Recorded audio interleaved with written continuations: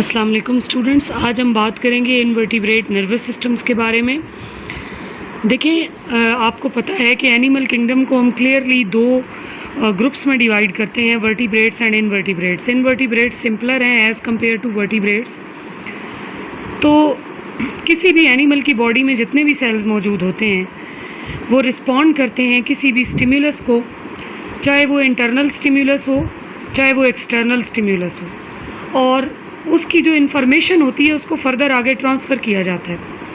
और इवन वहाँ पर भी उन एनिमल्स में भी जिनमें कोई रियल नर्वस सिस्टम प्रेजेंट नहीं होता, फॉर एग्जांपल प्रोटोजोआ या स्पॉन्जेस, तो उनमें भी हम ये देखते हैं कि कोऑर्डिनेशन और एक्सटर्नल और इंटरनल स्टिम्युलाई को दिया जाने वाला रिएक्शन मौजूद होता है। तो अगर वो इस तरह से रिएक्ट करते हैं स्टिम्युलस को, इट मीन्स कि उनकी बॉडी के अंदर नर्वस सिस्टम किसी न किसी सूरत में मौजूद है, या नर्वस सेल्स मौजूद हैं, या कोऑर्डिनेशन करने के लिए कुछ स्पेसिफिक सेल्स हैं या कुछ सेल्स स्पेसिफाई कर दिए गए हुए हैं। फॉर एग्ज़ाम्पल, अगर हम एक सीलिएटेड प्रोटोजोअन को देखते हैं और हम ये देखते हैं कि उसके जो प्रोटोजोआ के सीलिया हैं वो रेगुलरली बीट कर रहे हैं, या अगर हम फ्लैजिलेट्स में से किसी को देखते हैं और हम ये देखते हैं कि वो लाइट इंटेंसिटी को रिस्पॉन्स देता है, अगर वो ज़्यादा लाइट को पसंद करता है तो वो ज़्यादा लाइट में आ जाता है, अगर वो अंधेरे को पसंद करता है तो अंधेरे में चला जाता है, यानी लाइट की इंटेंसिटी उस पर असरअंदाज हो रही है। इट मीन्स कि इंट्रासेलुलर कोऑर्डिनेशन उनके अंदर मौजूद है। तो उसके बाद अगर हम ऐसे एनिमल्स की बात करें जिनमें टिश्यू लेवल ऑफ ऑर्गेनाइजेशन देखा गया, एज़ यू नो कि प्रोटोजोआ और स्पॉन्जेस बहुत ही सिंपल हैं और उनमें कोई टिश्यू लेवल की ऑर्गेनाइजेशन मौजूद नहीं है। तो जिन एनिमल्स में टिश्यू लेवल की ऑर्गेनाइजेशन है उनकी एग्जांपल कौन है? वो डिप्लोब्लास्टिक से शुरू होते हैं, यानी नाइडेरिया से, और फिर वो वर्टिब्रेट्स तक चले जाते हैं। तो ये दो ग्रुप्स हैं, डिप्लोब्लास्टिक एंड ट्रिप्लोब्लास्टिक एनिमल्स। तो इनके अंदर जब हमने देखा तो हमें पता चला कि ट्रू नर्वस सिस्टम मौजूद है। हालांकि क्लियरली इसके अंदर से हम दो ग्रुप्स को निकाल सकते हैं, वो प्रोटोजोआ हैं और स्पॉन्जेस हैं, क्योंकि ना तो वो डिप्लोब्लास्टिक हैं और ना ही वो ट्रिप्लोब्लास्टिक हैं। तो एनिमल्स के ऐसे एनिमल्स जो कि स्पॉन्जेस से ज़्यादा कम्प्लेक्स होते हैं, उनमें 5 तरह के जनरल ट्रेंड्स देखे गए नर्वस सिस्टम में, कि उनके जो नर्वस सिस्टम होते हैं वो 5 मुख्तलिफ़ तरीक़ों से डेवलप होते हैं। जो पहला है उसको हम डिटेल में पढ़ेंगे और उसको आप पार्ट 2 में पढ़ भी चुके हैं। और जो दूसरा है उसके बाद जो डिटेल्ड नर्वस सिस्टम है वो ज़्यादातर कम्प्लेक्स एनिमल्स के अंदर मौजूद होते हैं, लेकिन हम इन जनरल उन 5 ट्रेंड्स को यहाँ पर पढ़ेंगे। आपने जब इनवर्टिब्रेट को पढ़ा तो उसके अंदर आपने हर ग्रुप और हर एनिमल के इन नर्वस सिस्टम और प्लस सारे सिस्टम्स को डिटेल में पढ़ा कंपैरेटिवली, लेकिन अभी हम यहाँ पर इनका कंपैरिजन करेंगे कि 5 जो ट्रेंड्स होते हैं वो किस तरह से नर्वस सिस्टम को डेवलप करते हैं। तो सबसे पहले हम नाइडेरिया से स्टार्ट करेंगे, which are diploblastic and simpler as compare to other invertebrates. तो इसमें आते कौन कौन है? सी एनीमोन्स हैं, हाइड्राज हैं और जेली फिशेज़ हैं। इनमें simplest form of nervous organisation है, यानी कि एक एनिमल जो है उसकी बॉडी के ऊपर कोई ख़ास तरीके से न्यूरॉन्स ऑर्गेनाइज नहीं होते, बल्कि वो एक नर्व नेट बनाते हैं, और ये नर्व नेट जो है वो पूरी बॉडी के ऊपर इक्वली एक लैटिस की तरह अरेंज्ड होता है। ये किसी एक एरिया से दूसरे एरिया में नर्व इम्पल्स को कैरी करता है, और नर्व नेट के अंदर जो इम्पल्स की कंडक्शन है न्यूरॉन की, वो किसी भी डायरेक्शन में, यानी ये जो न्यूरॉन्स हैं ये इम्पल्स को बाई डायरेक्शनली कंडक्ट करते हैं, यानी वही न्यूरॉन जो है वो इस मैसेज को लेकर जाता है और वही इस मैसेज को वापस लेकर आता है। जबकि बाकी ऑर्गेनिजम्स में आपने हायर ऑर्गेनिजम्स में ये देखा कि सेंसरी न्यूरॉन्स मैसेज लेकर जाते हैं और मोटर न्यूरॉन्स जो हैं वो इफेक्टर तक लेकर जाते हैं फिर, लेकिन यहाँ पे ये दोनों काम एक ही तरह के न्यूरॉन करते हैं। नाइडेरियंस में ब्रेन भी नहीं होता, इसलिए कि अभी कैफिलाइजेशन की तरफ कोई ट्रेंड नहीं गया। ये पहला ट्रेंड है जो हम पढ़ रहे हैं and it is more simple. तो यहाँ पर ब्रेन की फॉर्मेशन अभी तक नहीं हुई। देन इवन जो लोकल क्लस्टर्स ऑफ न्यूरॉन्स हैं वो भी अभी तक नहीं बने, यानी सिंपली न्यूरॉन एक नेट की फॉर्म में अरेंज हैं। एक जो नर्व का स्टिम्युलस है वो कहीं पर भी हो बॉडी में, तो वो एक नर्व इम्पल्स को इनिशिएट कर सकता है और फिर ये मैसेज या नर्व इम्पल्स जो है पूरे नर्व नेट के ऊपर बॉडी के तकरीबन सारे रीजन्स में स्प्रेड हो जाती है। तो जेलीफिश में इस तरह का neuron system slow swimming movements में इन्वॉल्व होता है और बॉडी को जो अप साइड है उसको ऊपर रखने में या राइट साइड को ऊपर रखने में हेल्प करता है। तो आप ये देखें कि ये एक जेलीफिश का स्ट्रक्चर है। तो इसका जो मेड्यूसी होता है वो पानी में हमेशा इस तरह पड़ा होता है। ये एक इन्वर्टेड बाउल की तरह है और इस बाउल की जो बेस होती है वो ऊपर की तरफ होती है। तो इसको इस राइट साइड अप पोजीशन में सस्टेन करने में हेल्प करता है इसका नर्वस सिस्टम, जो इसका सिंपल एक नर्व नेट की फॉर्म में।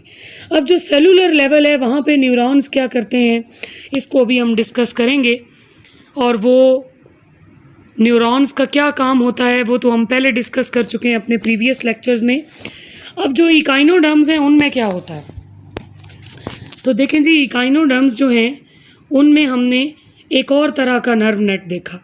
सी स्टार्स, सी अर्चन्स और सी क्यूकम्बर्स जो हैं वो इस इकाइनोडर्मेटा फाइलम से बिलोंग करते हैं। उनमें भी नर्व नेट मौजूद है लेकिन उसकी कम्प्लेक्सिटी बहुत ज़्यादा है as compare to cnidarians. For example sea star के अंदर 3 तरह के डिस्टिंक्ट नर्व नेट्स होते हैं। एक वो होता है जो बिल्कुल स्किन के नीचे होता है और उनका जो उनकी ओरल साइड है जहाँ पर उनका माउथ प्रेजेंट होता है उसके गिर्द जो रिंग होता है उसको हम सर्कम ओरल रिंग कहते हैं। तो वहाँ पे एक नेट मौजूद है। 5 सेट्स हैं नर्व कॉर्ड्स के जो एनिमल की आर्म्स में गए होते हैं। एज़ यू नो कि उसकी 5 या मल्टीपल ऑफ 5 आर्म्स होती हैं, तो हर एक के अंदर एक एक उसका सेट गया हुआ है। एक और नेट वो होता है जो कि मसल्स के दरमियान होता है, बिटवीन द स्किन प्लेट्स, जिनको हम ऑजिकल्स कहते हैं। ये आप इकाइनोडर्मेटा को डिटेल में 3rd ईयर में पढ़ चुके हैं। तो जो 3rd नेट है वो कनेक्ट करने के लिए है ट्यूब फीट को, ये जो ऑजिकल्स के दरमियान में मौजूद होता है। ठीक हो गया। यानी पहला नेट वो है जो कि उसके ओरल साइड के गिर्द, जो ओरल माउथ के गिर्द जो रिंग है उसमें मौजूद होता है।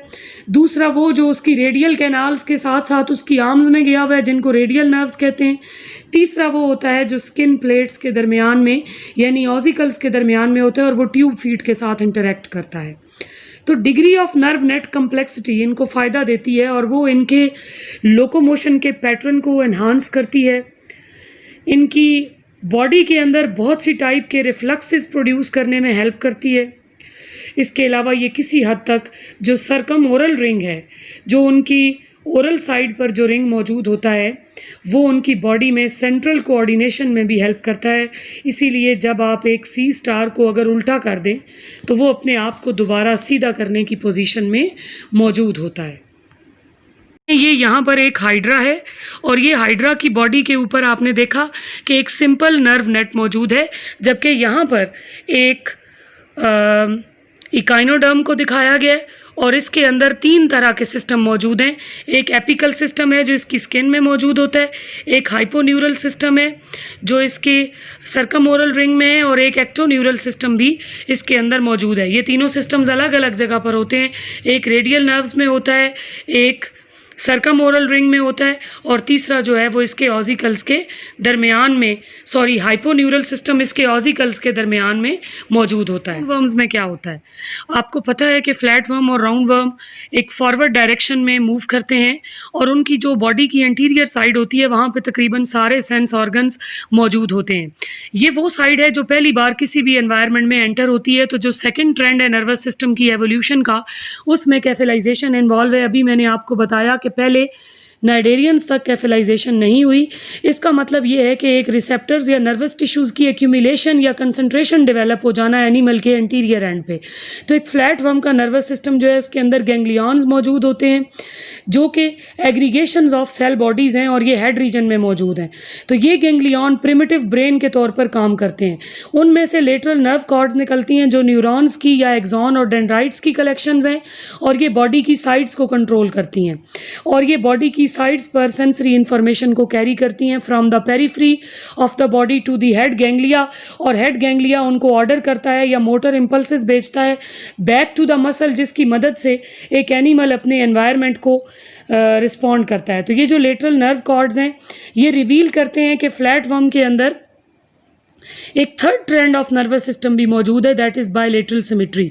बायलेटरल सिमेट्री आपने पार्ट 2 के चैप्टर 1 में पढ़ा था, और उसका मतलब ये होता है कि एक ऐसा बॉडी प्लान जो बॉडी को राइट और लेफ्ट इक्वल हाफ्स में डिवाइड कर सकता हो, बिकॉज इसके अंदर पेयर्ड न्यूरॉन्स, पेयर्ड मसल्स और सेंसरी स्ट्रक्चर्स मौजूद होते हैं, तो इसलिए हम इसको इक्वली डिवाइड कर सकते हैं। स्पेयरिंग का फ़ायदा ये होता है कि क्लाइंबिंग, क्रॉलिंग, फ्लाइंग, वॉकिंग और इस तरह की जितनी भी मूवमेंट एक्टिविटीज़ हैं उनको कोऑर्डिनेट करने में ये हेल्प करता है।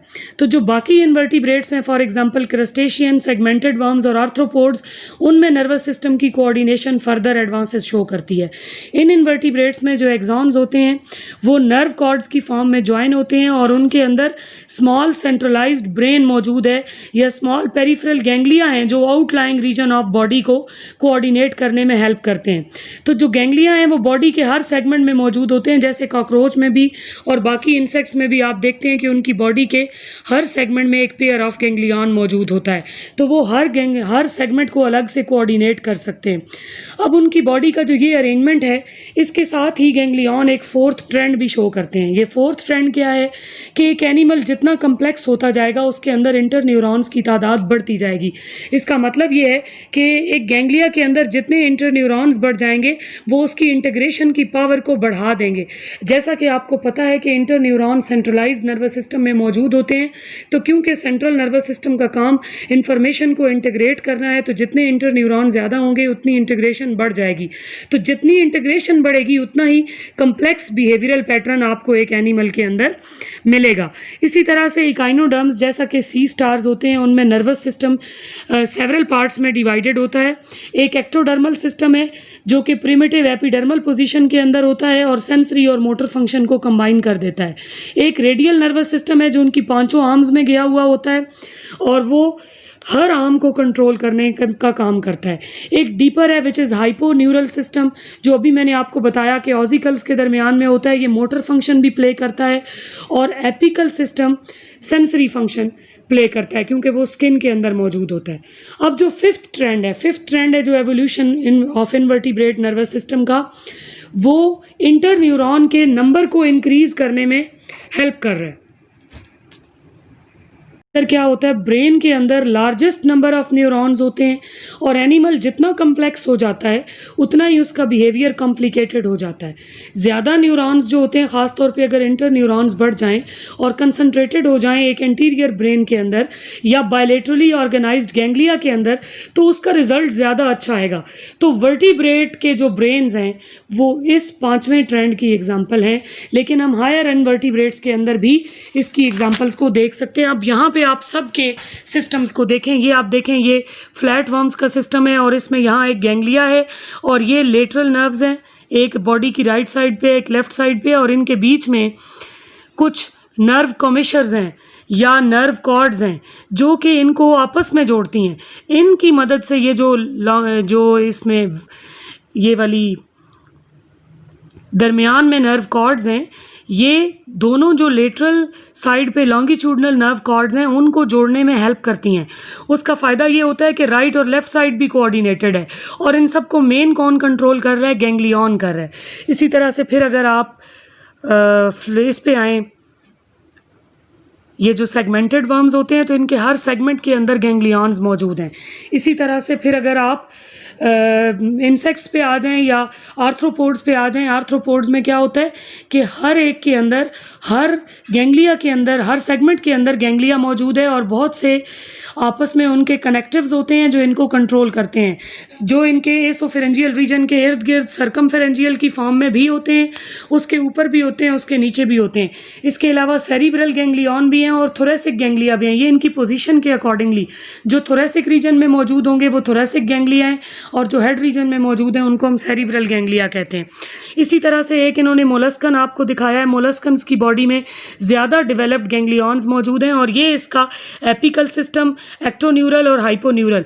एपिकल सरफेस के ऊपर होता है, एक्टोन्यूरल जो है वो रेडियल से कनेक्टेड है और हाइपोन्यूरल ऑसिकल्स के दरमियान में होता है, जो बॉडी की सारी इंटरनल जो कोऑर्डिनेशन है उसको कंट्रोल करने में हेल्प करता है। तो कल हम वर्टिब्रेट नर्वस सिस्टम के बारे में इंशाल्लाह अपने अगले लेक्चर में पढ़ेंगे।